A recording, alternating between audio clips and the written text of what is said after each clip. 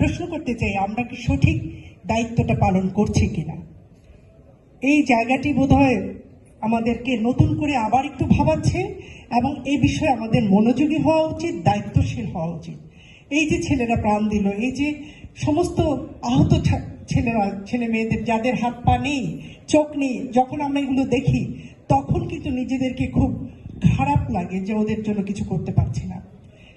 আজকে সংস্কার ঐক্য নির্বাচন এই নিয়ে যে কথা হচ্ছে, আমরা তো গত 15 বছর তারও আগে থেকে আমরা রাস্তায় কিন্তু সুষ্ঠু নির্বাচনের জন্য যে দাবিটা করছিলাম, কথা বলছিলাম, আমরা চোর চোর ভোট চোর, শেখ হাসিনা ভোট চোর বলেছি, অমুক গদিতে আমরা আগুন জ্বালো একসাথে বলেছি, আমরা এটা আর চাই না, এই জিনিস যেন আর না আসে, এইরকম একটা পরিস্থিতি আমরা করতে চাই। এই বাচ্চারা যারা প্রাণ দিল তারা কিন্তু শুধুমাত্র একটি নির্বাচনের জন্যই কিন্তু প্রাণ দেয়নি, তারা দেশের সমস্ত বন্দোবস্ততে যা ত্রুটি রয়েছে, সরকারি বেসরকারি সমস্ত জায়গাগুলোতে যে প্রতিদিনকার নির্যাতন, সেটা কিন্তু আমরা অনেকে জানিও না।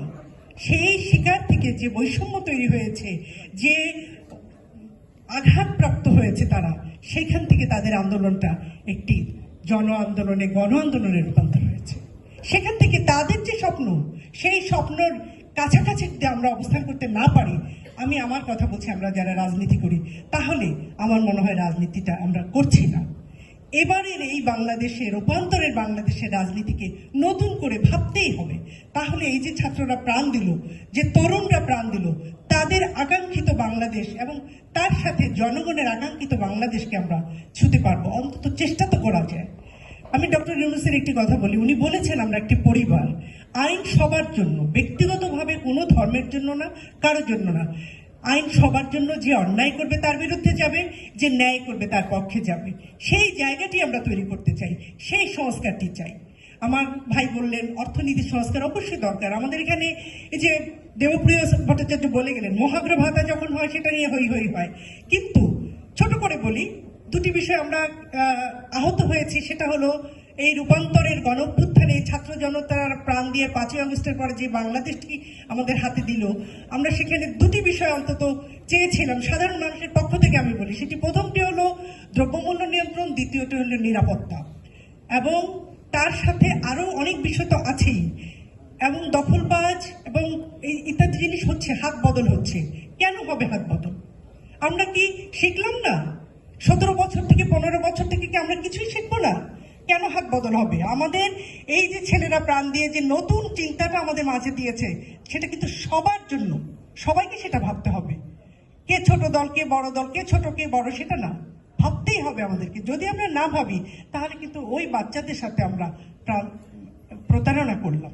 আমরা চাই না সেই প্রতারণাটা। অন্তত যেহেতু আজকের প্রোগ্রামে বারবার অনুষ্ঠানের মধ্যে কথা হচ্ছে, রাজনীতিবিদদের কিন্তু দায় এসে যাচ্ছে এবং সেটা বলা হচ্ছে বারবার, সেখানে রাজনীতিবিদ হয়ে আমি বলছি, আমাদের ওই দায় থেকে কিন্তু মুক্তি নেই।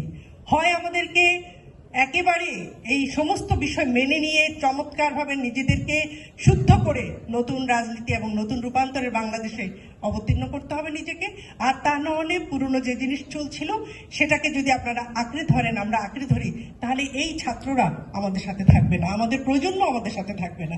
আমি সেই প্রজন্মকে আশাহত করতে চাই না। আমি বলতে চাই, আমরা আপনাদের সাথে আছি। যে তরুণরা আপনারা প্রাণ দিয়েছেন, যে নতুন বাংলাদেশের সবার জন্য সাম্য মানবিক মর্যাদার বাংলাদেশের জন্য প্রাণ দিয়েছেন, আমরা আপনাদের সাথে থাকতে চাই। আর যে কথা হয়েছিল যে পেশা দ্বিকক্ষের কথা হয়েছিল, দ্বিকক্ষের কথা আমরা অনেকদিন ধরে বলছি। সেই দ্বিকক্ষ পেশাভিত্তিক প্রতিনিধিত্ব যদি থাকে, তাহলে কিন্তু তারা তাদের কথাগুলি বলতে পারবে। আমাদের সংসদ এমন জায়গা যেখানে শুধু স্তুতি হয় আর কিছুই হয় না, এবং সেখানে বড় বড় কথা যাই হোক কোনো ব্যক্তিকেন্দ্রিক হয়, কোনো মহানায়ককে আরো নায়ক বানানো হয়, সাধারণ মানুষের